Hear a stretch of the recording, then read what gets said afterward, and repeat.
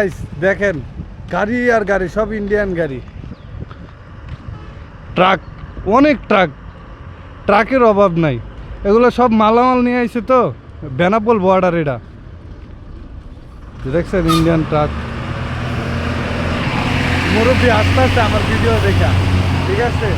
আসুন আপনারা দেখতে থাকেন, জায়গাটা অনেক সুন্দর।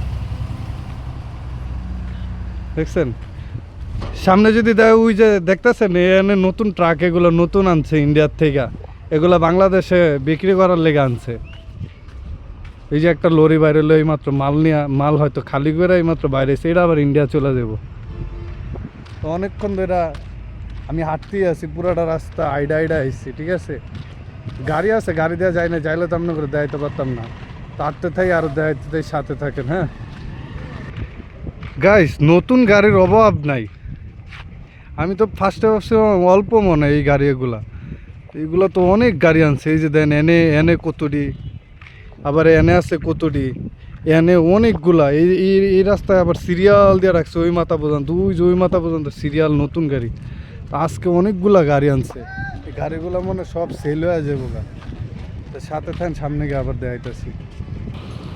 এই যে নতুন গাড়ি, এগুলা সব নতুন, এগুলা সব গাড়ি নতুন। এটা বাংলাদেশের, এগুলা ইন্ডিয়ার থেকে আইছে।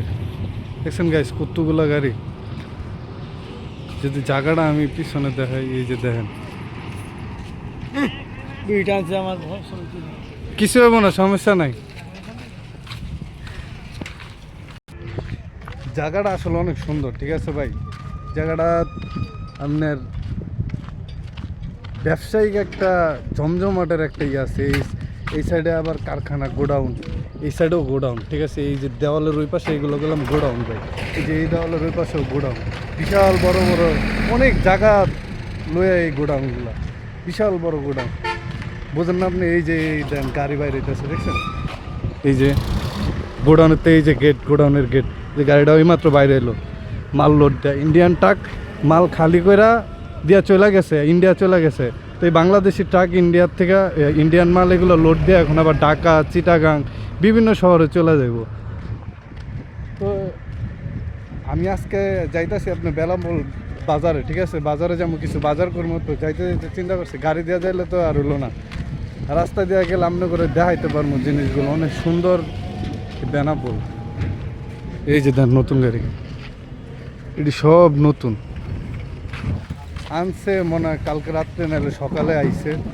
এগুলো সব ঢাকা চলে যাব, পাথরের অভাব নাই ভাই।